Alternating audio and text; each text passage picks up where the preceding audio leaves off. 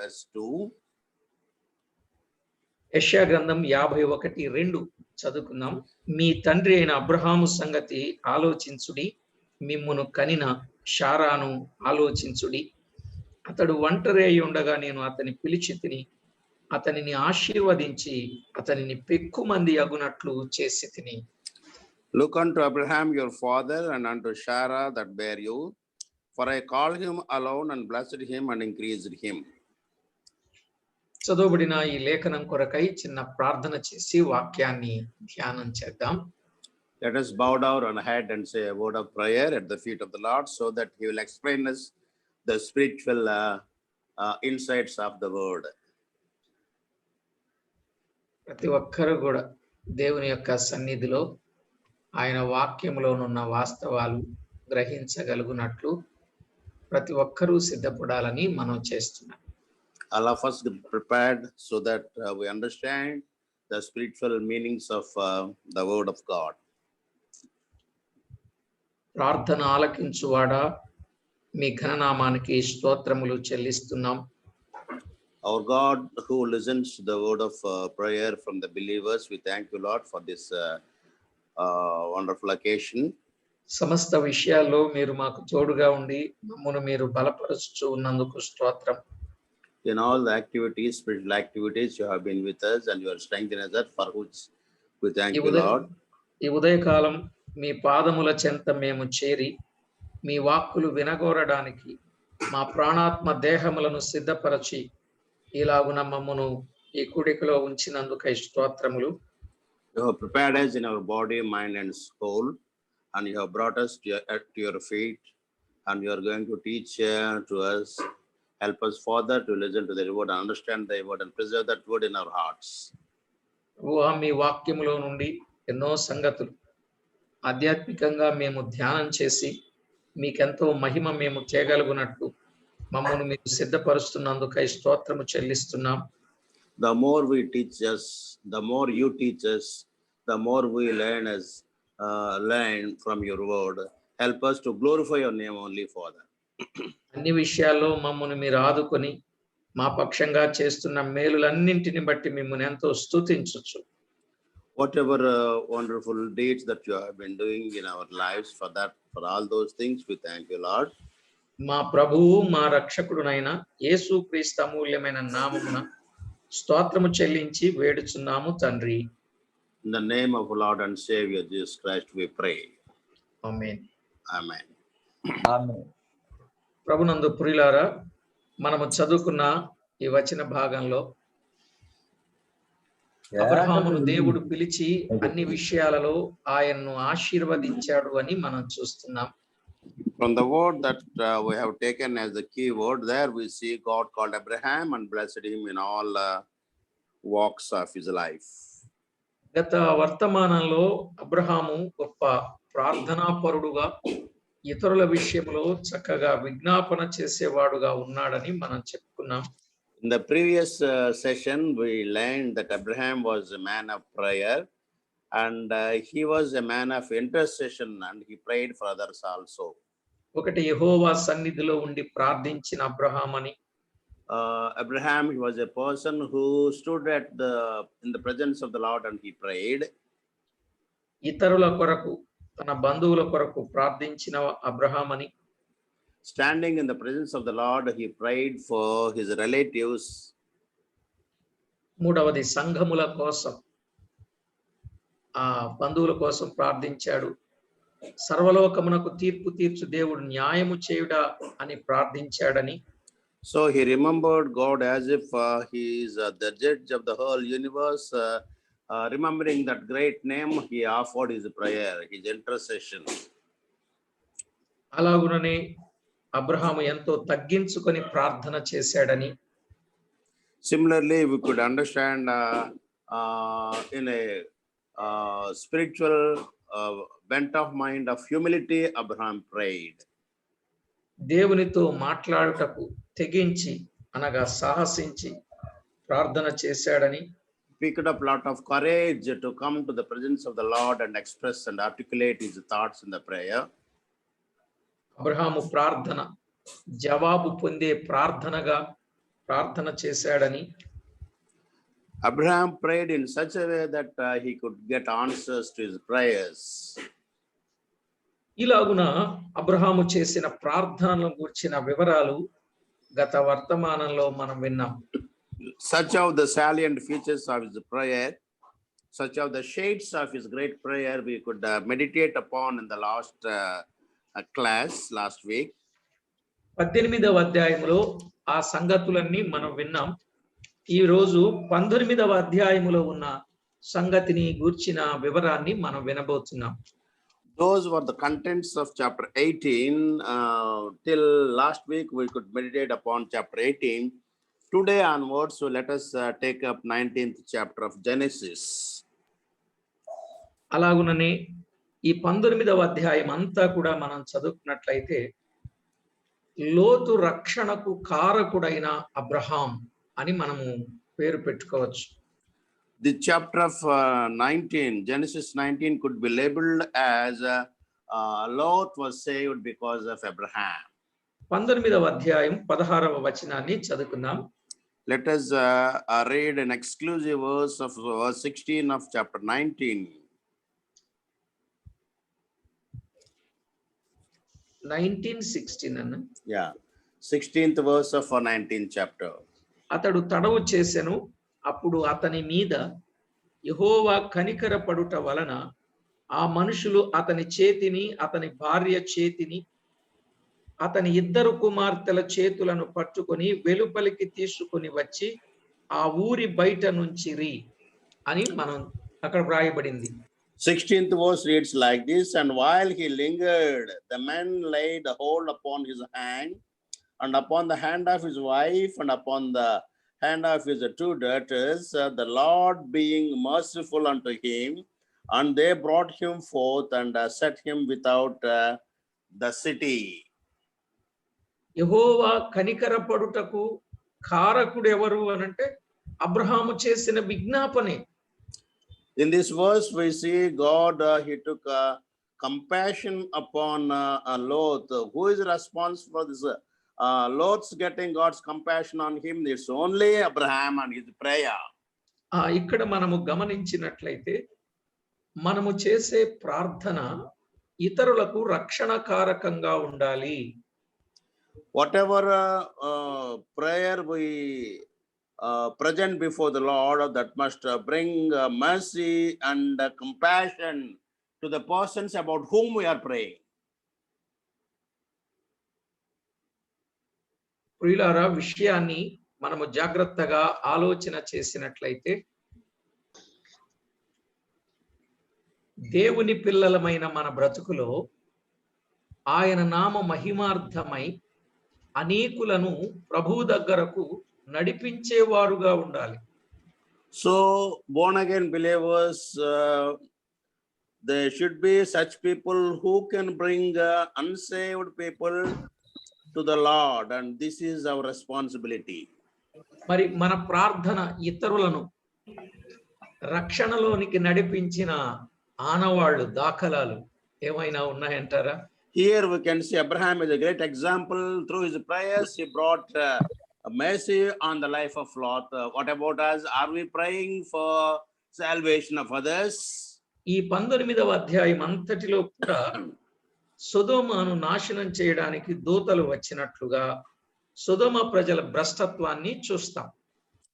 In this 19th chapter, we can see the wickedness of Sodom and also how God is going to destroy this wicked city. Abraham విజ్ఞాపనను ఆలకించి లోతును అతని కుటుంబమును దేవుడు బయటికి తీసుకువచ్చుటయు, After listening to the great intercession made by Abraham, God could lead out Lot and his family members out of Sodom. ఆ తర్వాత అగ్ని గంధకములు కురిసి సొదొమను దహించి వేయుట, ఆ తర్వాత లోతు కుమార్తెల భ్రష్టత్వం చూస్తాం. After that, we can see how God destroyed that city by sending brims and firestones on that city, and also how Lot's daughters, they became perverse and committed a great sin. దీనిలో కూడా దేవుని దూతలు లోతును బయటికి తీసుకొని వచ్చి ఆ పట్టణమును అగ్ని చేత నాశనము చేసినట్లు ప్రభు సంఘమును తన యొద్దకు పిలుచుకొని భూలోకమును దహించనయున్నాడు అనే భయంకరమైన స్థితి మనకి ఇక్కడ కనబడతా ఉంది. Here the burning of Sodom and saving of Lot, it has a prophetic content to understand. On the day of tribulation, God's coming, he will rapture the church unto him, then he will pour out the judgment on the people who did not listen to him. కనుక ఆ భయంకరమైన స్థితి రాకముందే క్రీస్తు యేసునందు విశ్వాసం ఉంచి సంఘములో చేర్చబడి, అంటే రక్షించబడి సంఘములో చేర్చబడి రానున్న ప్రభు రాకడ కొరకై విశ్వాసము కలిగి నిరీక్షణ కలిగిన వారుగా ఉండాలి. As the tribulation is an imminent event which is going to happen, the unsaved people, they have to get saved themselves by coming to the feet of the Lord. They have to get salvation. Thereby they can join in the church and the church is going to be raptured. అప్పుడు లోకం మీదికి రానై ఉన్న ఉపద్రవము నుండి, ఆ ఆపద నుండి తప్పించబడి ఆనందించే అవకాశం దొరుకుతుంది. Such people who get salvation even now, today, the day of salvation, such of the people, they will escape the tribulation. కాబట్టి ఈ విషయాన్ని ఈ విధంగా కూడా పోల్చి అనుభవం కలిగిన వారు చెబుతా ఉంటారు. So such a prophetic element we can find in this literal event that took place in Sodoma on those days. 19వ అధ్యాయం మొదటి వచనంలో ఆ సాయంకాలం మందు ఆ ఇద్దరు దూతలు సొదొమ చేరినప్పటికీ లోతు సొదొమ గవిని వద్ద కూర్చుండి ఉండెను అనే మాట చూస్తాం. And there came two angels to Sodom at even, and Lot sat in the gate of Sodom, and Lot, seeing them, rose up to meet them, and he bowed himself with his face toward the ground. ఇప్పుడు మనం చెప్పుకునే వర్తమానం ఏంటంటే అబ్రహాము ఎలాంటి వ్యక్తిని రక్షించాడు అనే దానిని ఇప్పుడు మనం కంపేర్ చేసుకుంటూ చక్కగా అలాంటి స్థితిలో ఉన్న వారిని కూడా ప్రభువు రక్షిస్తాడు. కనుక ప్రభువుకి అలాంటి వారికి మనం మధ్యవర్తులుగా నిలబడాలి అనే ఒక గొప్ప కాన్సెప్ట్ సందేశాన్ని మనం వినబోతున్నాం. 19th chapter brings us a great lesson in the life of believers. We must be mediators between the unsaved persons and the holy God, and we have to bring unsaved people to the Lord, just like Abraham brought Lot. Abraham saved Lot, and Abraham saved the life of Lot. ఈ విషయాన్ని మనం అర్థం చేసుకోవాలంటే కొంచెం లోతు జీవితాన్ని కూడా మనం కొంచెం వినాలి. So if you want to understand all these things, we have to have an insight into the life details of Lot, what type of person he was and what type of life he lived. ఆ సాయంకాలమందు అనే మాట అక్కడ చూస్తున్నాం. At that evening time. అనగా అది ప్రొద్దుకృంకు సమయం అని మనం ఎరుగుదు. That is the evening time. The sun was going behind the western hills. నిజంగా లోతు జీవితం కూడా అలాగే ఉంది. ఏదో సంపాదించాలని అబ్రహాముతో ఉన్న సహవాసమును విడిచిపెట్టి దుష్టుల సహవాసానికి వచ్చాడు అని మనం అర్థం చేసుకోవచ్చు.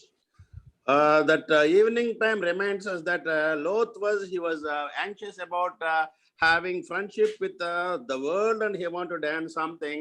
But it was a symbolical event that as sun was going behind the western hills, his life was also sinking in the sin.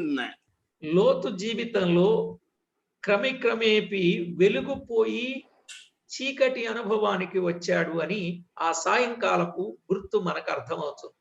That evening, the mentioning of the evening reminds us a great significance, a spiritual truth that the day of light is vanishing, and the darkness and the dim darkness and night is befalling on Lot.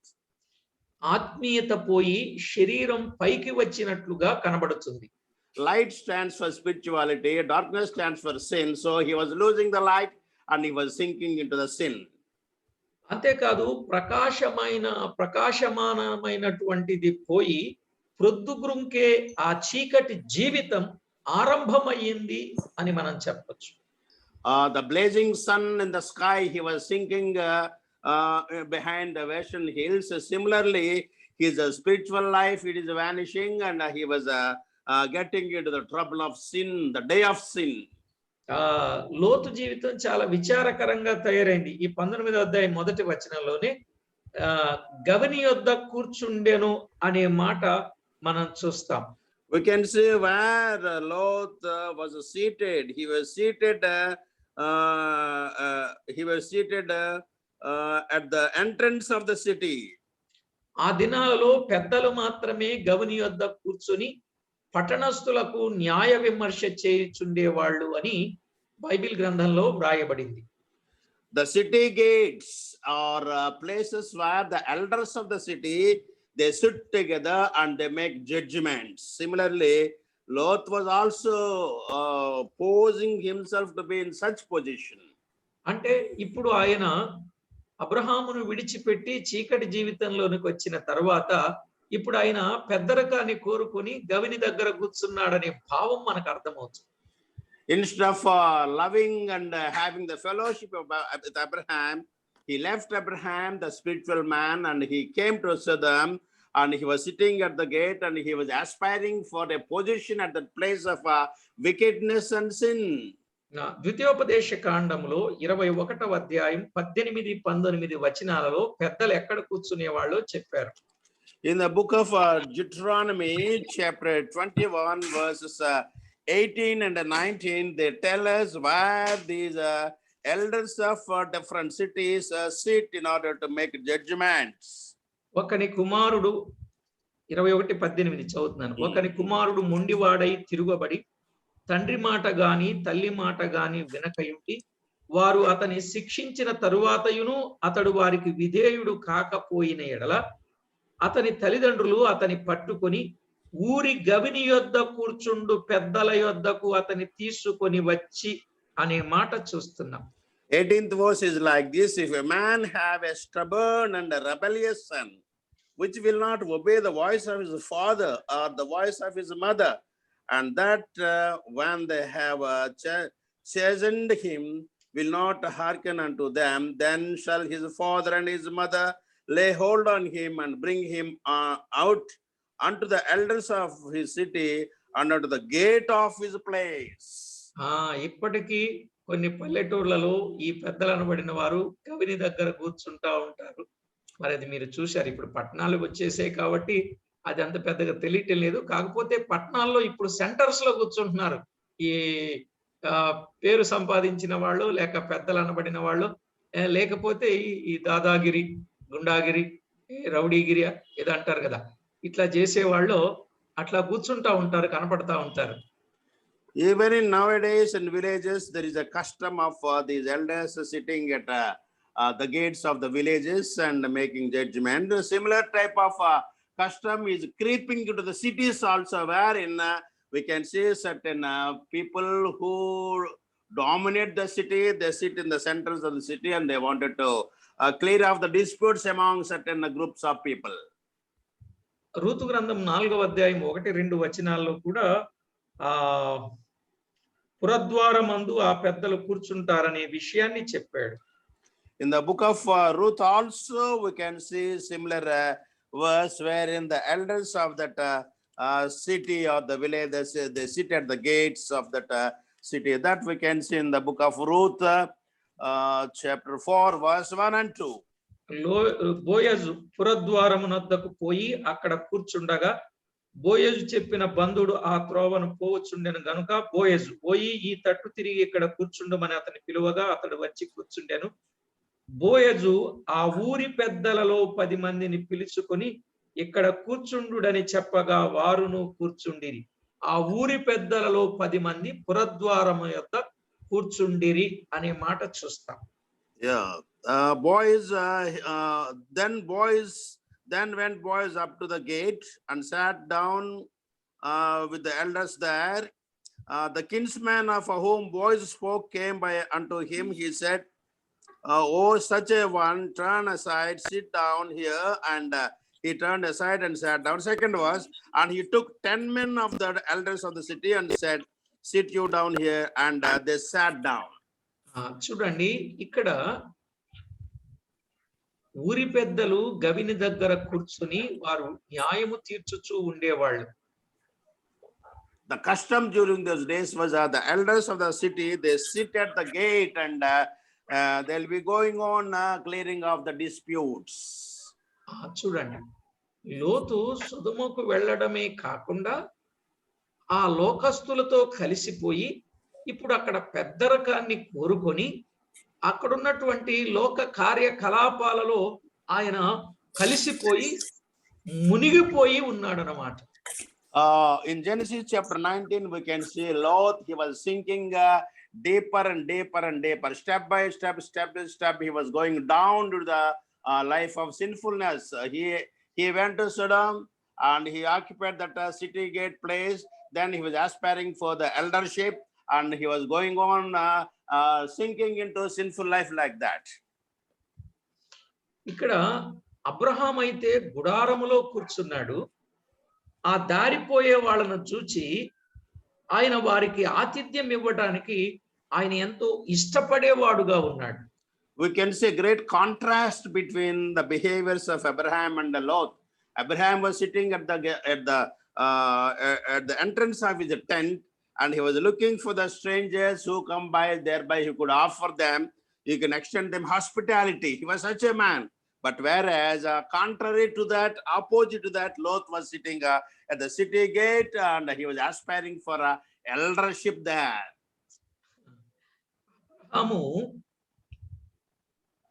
ఆతిథ్యం ఇవ్వటానికి ఇష్టపడిన వాడుగా ఉన్నాడు. లోతేమో నాయకత్వపు లక్షణాలు కలిగిన వాడుగా ఉన్నాడు. సమాజంలో చూడడానికి అబ్రహాం ఏమో తక్కువగా కనపడుతున్నాడు. లోతు నాయకుడు అనేసరికి అబ్బా ఏమిటి ఆయన పెత్తనం అన్నట్టుగా కనపడతావు. In the eyes of this world, Abraham is a neglected man. He was sitting at the door of his tent and actually hospitality, whereas this Lot, he was sitting at the city gate and occupying the eldership. The society looks at both of these, they praise and appreciate Lot only.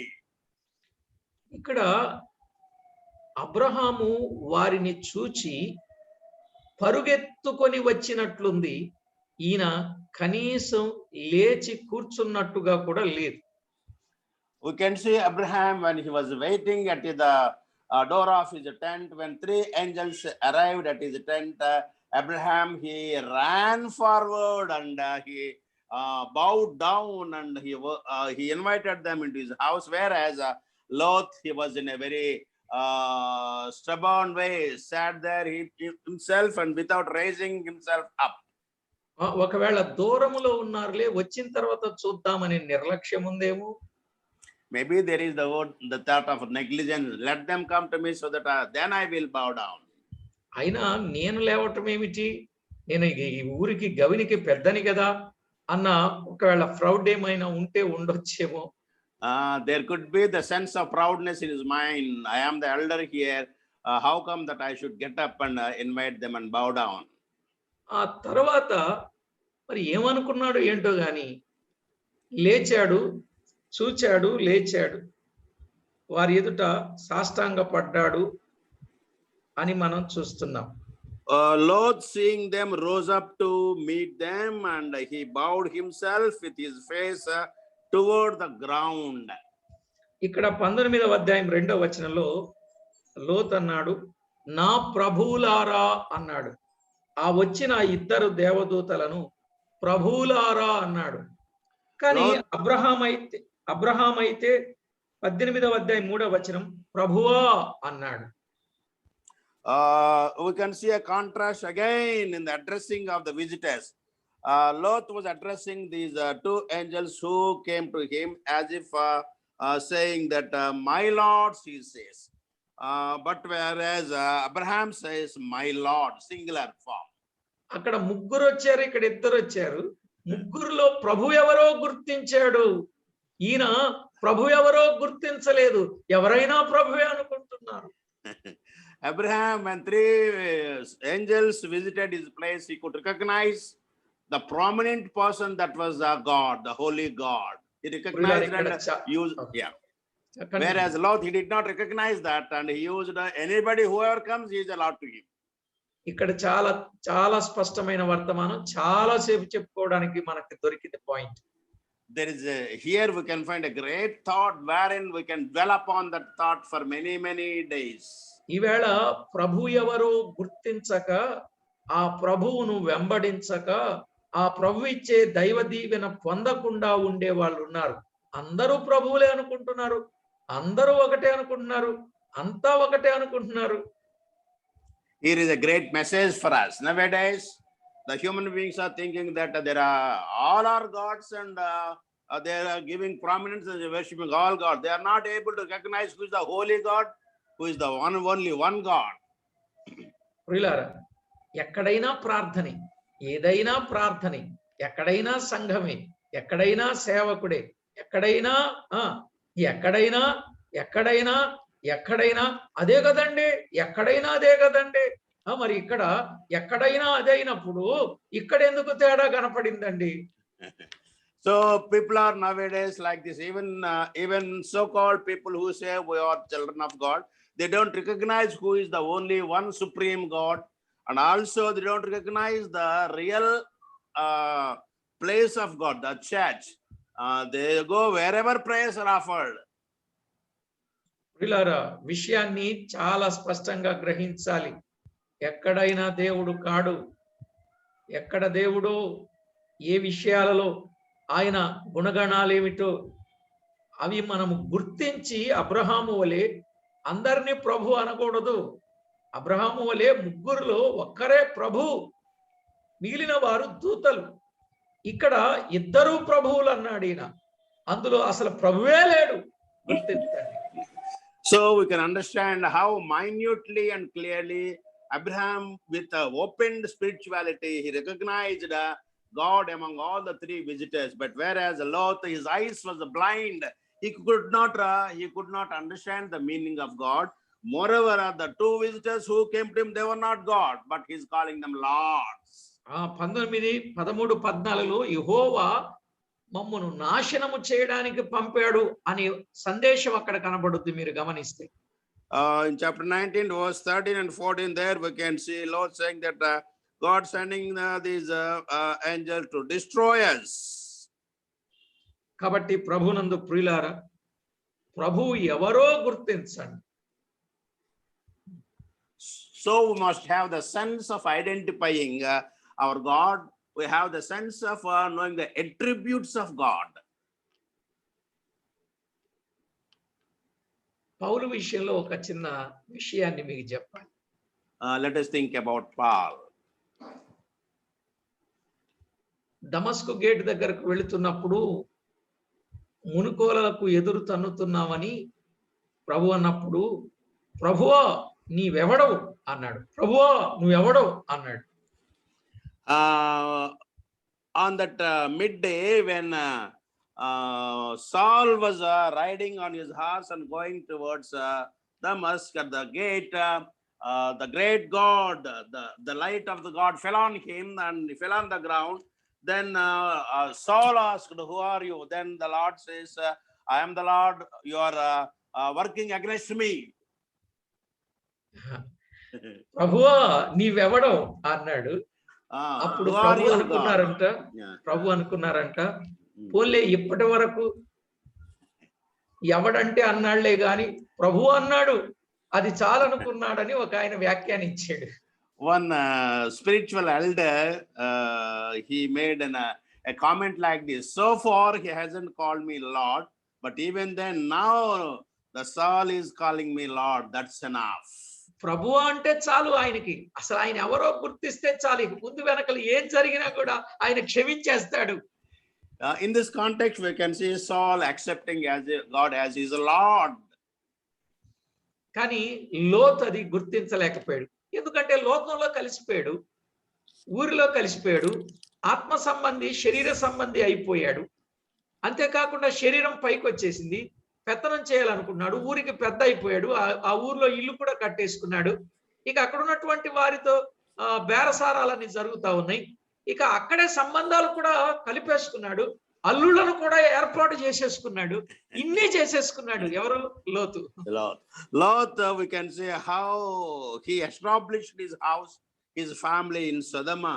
So he could get that leadership at the gate of the Sodom, and he could build a house there in that city, and he would get son-in-laws also. He was sinking down and down and down into that sinful world. He could not understand who the Lord is. అందుకే మా ఇంటి లోపలికి రమ్మన్న వారు మేము నడివీధిలోనైనా ఉంటాం కానీ నీ ఇంటి లోపలికి రాము అని ఆ సత్యాన్ని కూడా మనం అక్కడ గమనిస్తాం. When the two angels could recognize the carnality of this Lot, even though Lot invited them to his house, they did not go to him. We'll wait in the street only, we don't come, they said.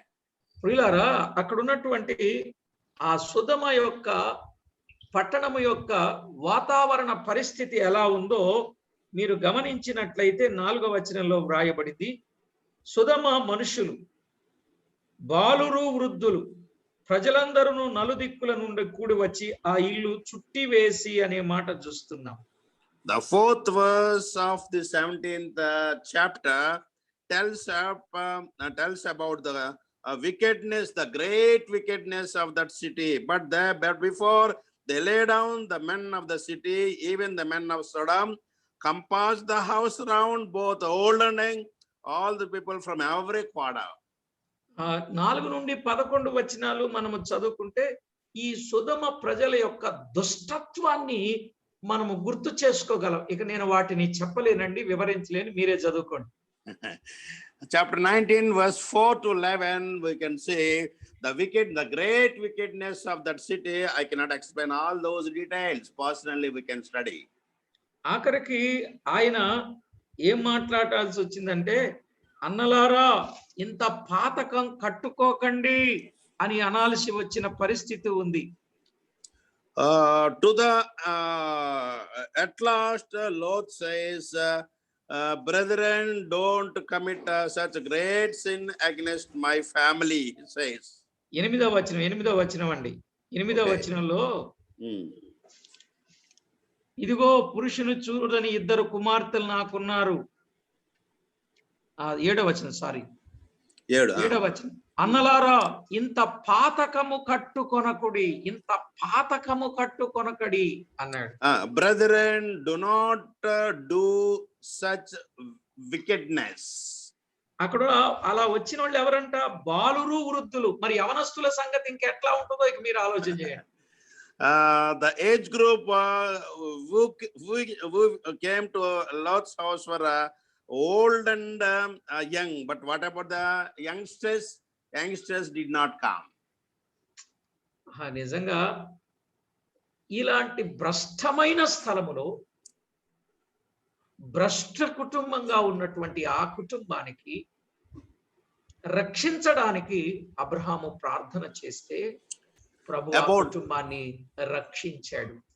About such a wicked family, about such a wicked family members and the city, Abraham prayed. When Abraham prayed for such wicked family and the city, God listened to the prayer content of Abraham. ప్రియులారా, ఇక్కడ మనకు అర్థమయ్యే సంగతి ఏంటి? ఇలాంటి వారితో లోతు సహవాసం చేసి కలిసిమెలిసి ఉండడం మూలాన ఎంత నీచమైనటువంటి సంగతికి అక్కడ ఉన్నటువంటి ప్రజలు వడికట్టారో మనం అర్థం చేసుకుంటున్నాం. Lord's fellowship with such people in Sodom, it was a great loss to Lot himself. We can say what sort of calamity happened to the family of Lot.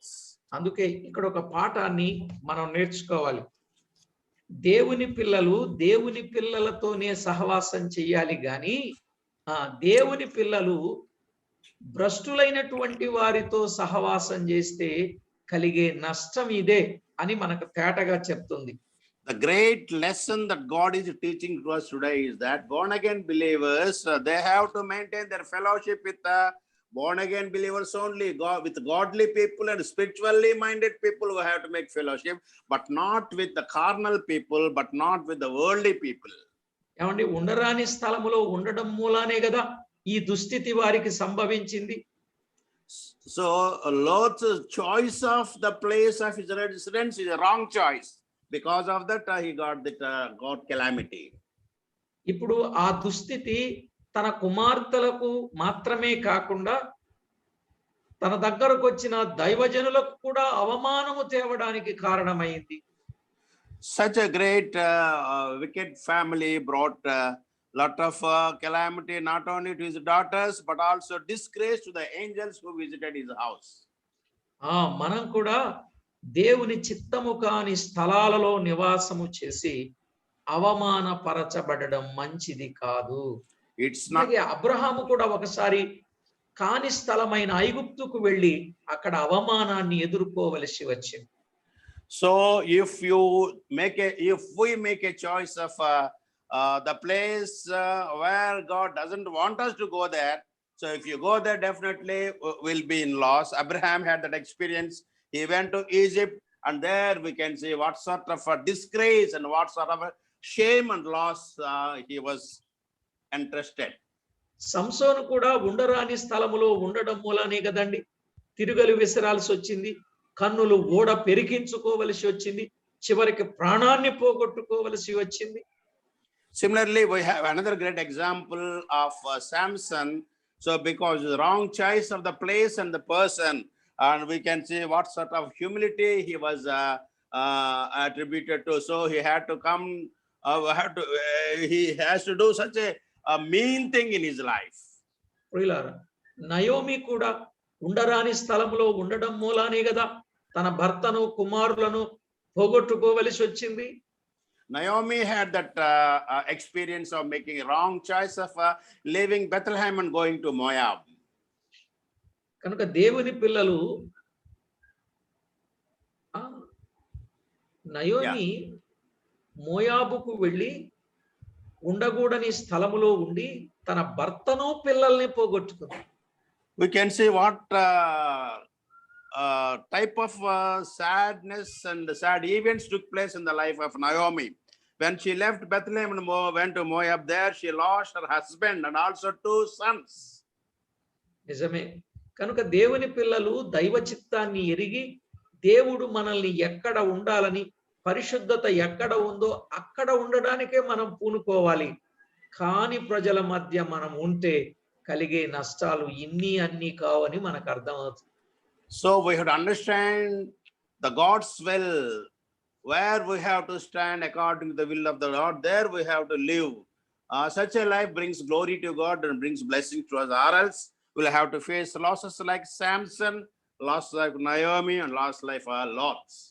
చూడండి, ఇస్సాకు ఉండవలసిన స్థలములో ఉండి విత్తనము వేసి 100 ఫలము పొందాడు అని ఇస్సాకు కొరకు వ్రాయబడింది. So far, we have made a study about the negative aspects of the people who made wrong choice, but we have such persons who have made a good choice, just like Isaac. He made a right choice, and he went there and he planted seeds there, and he could get 100-fold. అలాగునని యేసేపును అన్నలు అమ్మేస్తే అది నిజంగా వెళ్ళకూడని స్థలమే గాని అక్కడ దేవునికి యోగ్యంగా ఉండడం మూలాన అతనున్న స్థలం కూడా దీవించబడి కరువులో కాపాడబడటానికి కారణమైంది. But Joseph's life events are entirely different. Even though he went to the place where God's people should not go, even though Joseph went there, because of Joseph, that place was blessed. The household was blessed. He was a blessing to the people there. దేవుడు నడిపించిన స్థలానికి వెళ్ళాడు. అనేక మందికి ఆయన పోషకుడుగా, నేను ఇలాగ అనుకుంటున్నా, ప్రపంచ పోషకుడుగా ఆయనను దేవుడు చేశాడు అని. When Joseph went there, God blessed him. Of course, it was in a place of unwantedness, but God was there. Joseph became a provider. He was the providence for the people, not only to Egypt, but all the entire world. అలాగే సమూయేలు సంగతి ఆలోచన చేసినప్పుడు ఆయన దేవుని మందిరములో ఉండి చక్కగా ఎదిగి ప్రవక్తగా, న్యాయాధిపతిగా, దీర్ఘదర్శిగా ఉన్నాడు.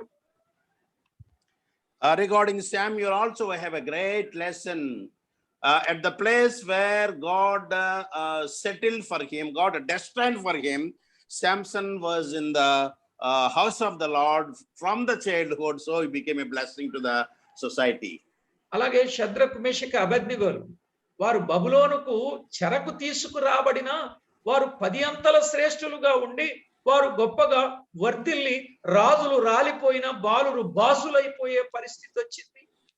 We can get a great examples from the life of Shadrach, Meshach, and Abednego. Even though they were in Babylon as slaves, because of God's presence with them, because of their holy lives, God could elevate them. They gave them tenfold wisdom. They became the rulers there. ప్రియులారా, ఏది ఏమైనా ఉండకూడని స్థలాలలో ఉండకుండా ఉండవలసిన స్థలంలో ఉండి ఆ ప్రభువులారా అనకుండా ప్రభువు అని గుర్తించి ప్రభుతో సహవాసం చేయాలని ప్రేమతో మిమ్మల్ని కోరుతా ఉన్నాను. So great lesson today is that we have to live where the place where God destined for us. There we have to live. We should not go to the other places, and we have to make friendship, and we have to make fellowship with the believers and the saints, and also we have to say the Lord as Lord, not Lord. చూడండి, అబ్రహాము ప్రార్థనను బట్టి లోతు కుటుంబాన్ని దేవుడు రక్షించడానికి ఇష్టపడితే వెనక్కి తిరిగి చూసిన లోతమ్మ గారు ఉప్పు స్తంభం అయిపోయింది. When Abraham prayed for Lot, when the real incident of burning of the city was happening, when Lot moved forward without looking back, but when his wife looked back, she turned into a pillar of salt. చూడండి, సొదొమను లోకాన్ని నమ్ముకున్నాడు, భార్య దూరం అయిపోయింది, ఇప్పుడు పిల్లల్ని నమ్ముకున్నారు. ఆ పిల్లలు కూడా ఎంత భ్రష్టులు, ఎంత నీచమైన హీనమైన స్థితికి వెళ్ళిపోయారు.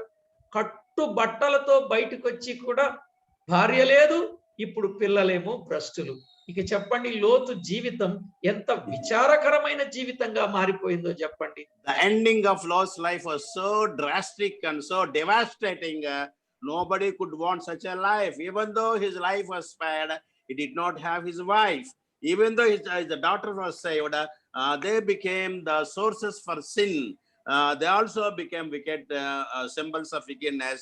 So Lot's life was a devastated life. అక్కడ ఏ పాపానికైతే ఒడిగట్టారో అదే పాపాన్ని అక్కడ పురుషులు లేని కారణము చేత వారు చేసిన పని ఈ రోజుకి పెద్ద సమస్యాత్మకంగా ఉంది. వ్యతిరేకులు దానిని ఎత్తి చూపించడానికి కారణమైంది. The sins that the men were about to do in Lot's life, that we can understand a wicked thing. Similarly, after coming out of the house burning situation, Lot's daughters, she committed such a sin. That sin has become a great problem for us nowadays. That act of sinning has become a source for the others to comment upon our Bible. ఇలాంటి వాని కొరకు కూడా ప్రార్థన చేసిన అబ్రహాము పెక్కుమంది అయ్యారు, ఆశీర్వదించబడ్డాడు. మరి లోతు పెక్కుమంది అయినట్టు ఎక్కడన్నా కనపడుతుందా చెప్పండి. Abraham prayed and Lot was saved, that's all. No increase in his descendants, but whereas Abraham's life, it was a great prosperity. God prospered his descendants in many ways, multiple ways. ఇంతకీ final decision ఏంటి? Abraham లాగా ఉందామా, లోతు లాగా ఉందామా? So what is the final decision that we want to make? Who is our choice? Either this side is Abraham, this side is Lot. ప్రసంగం విన్నప్పుడు మాత్రం అబ్రహాం లాగానే ఉండాలనిపిస్తుంది. ప్రసంగం అయిపోయిన తర్వాత లోతులాగా ఆలోచనలన్నీ వచ్చేస్తా ఉంటాయి. Am I correct or wrong? In the light of this message, definitely we aspire for Abraham's life, but when we go out of this light of the word of God, then we can see Lord's thoughts creep into your minds. ఇప్పుడు లోకమంతా సంపాదించాడు, ఒకడు తన ప్రాణం పోగొట్టుకున్నాడు, ఏంటండి ప్రయోజనం? అట్లనే ఉంది లోతు అనుభవం. What happens if a person wins the entire world when he loses his soul? What's the blessing for him? What is the profit for him? No profit. ఏం చెప్పండి, ఒకళ్ళ పేరు ఉంది, ఘనత ఉంది, పెత్తనం ఉంది, పెద్దరికం ఉంది, రాజరికం ఉంది, అబ్బో ఏమో ఎన్నో ఉన్నాయి ఆయనకి. ఏమి సుఖం చెప్పండి? ఇప్పుడు అసలు ఆయన లైఫ్ ను ఒక్కసారి ఆలోచించండి, ఊహించండి. ఇన్ని కలిగిన వాడు ఏమైపోయాడు? అన్నీ ఉన్నవాడు ఏదో అంటారు చూసారా, ఎంతో గొప్పవాడు ఇంటి వెనకాల చచ్చాడు అన్నట్టు అయిపోయింది మా లోతు అన్నగారి సంగతి. Lot lived such a life at the city gates of prosperity, name and all those, but the end of his life, we can see devastation took place. There was nothing development in his family life, so his life was like that. ప్రేమతో చెప్పేది ఏంటంటే, లోతుకు brothers sisters ఎవరైనా ఉంటుంటే వాళ్ళు ఇక లోతుకు brothers sisters గా ఉండకుండా అబ్రహాముకు బ్రదర్స్ గా సిస్టర్స్ గా మారాలని ప్రేమతో కోరుతూ ప్రార్థన చేసుకుందాం. If at all any votaries of Lot here, either of brothers and sisters, leave that off, come to the side of Abraham, live like Abraham, so that we can get prosperity and spirituality. ప్రార్థన చేసుకుందాం. Let us pray. ప్రేమగల మా తండ్రి, మీకు స్తోత్రములు చెల్లిస్తున్నాం. Loving Father, affectionate Father, we thank you for this wonderful session. ఒకప్పుడు మేమందరం లోతు అనుభవాలు కలిగిన వారమే గాని In the Eenadu Est- Abraham అనుభవములోనికి మమ్మను నడిపించినందుకు కృతజ్ఞతలు చెల్లిస్తున్నాం. In the Esther years, in the olden days, in our past, we were just like Lot and were experienced just like Lot, but now we have been saved because of your grace. Now we have received the spiritual bent of mind just like Abraham. ఏదైతే విడిచిపెట్టి ఇప్పుడు అబ్రహాము జీవితంలాగా ఉండాలని అనుకున్నామో అలాగున కడవరకు కొనసాగించండి గాని లోతు వలె దిగజారిపోకుండానట్లుగా మీ సహాయం మాకిమ్మని కోరుచు. Help us, Father, to lead our life spiritually just like Abraham unto the end of our breath on this universe. But don't leave our hands, Father. Don't let us go back and sink back into sinful life just like Lot. మా కొరకు రక్తం కార్చిన మిమ్మును గాని మా రక్త సంబంధులు మీ రక్తంలో కడగబడిన సహోదర సహోదరులతో సంబంధము గాని ఎన్నడూ తెగిపోకుండా చక్కని సహవాసము కలిగి ఉండడానికి కృప చూపమని కోరుచు. Show us your grace so that we'll continue our fellowship with our fellow brethren, with our fellow local assemblies, with you and also with your word, great word, Father. యేసు క్రీస్తు అమూల్యమైన నామమున ప్రార్థించి వేడుచున్నాము తండ్రి. In the most precious name of Lord Jesus Christ, we pray. Amen. Amen. ప్రభునందు ప్రియులారా, ప్రభు పేరట అందరికీ వందనాలు. సమయాన్ని నడిపించి అన్నగారికి, శేఖర్ అన్న గారికి అప్పగిస్తాను. Thanks, Anna, for sharing the life of the Abraham, the spiritual life, and the sinful and the wicked life of the Sodom. So always Abraham looked towards the God, ran towards the God. He was identified the God, and he was living with the will of the God, standing in front of the God, and doing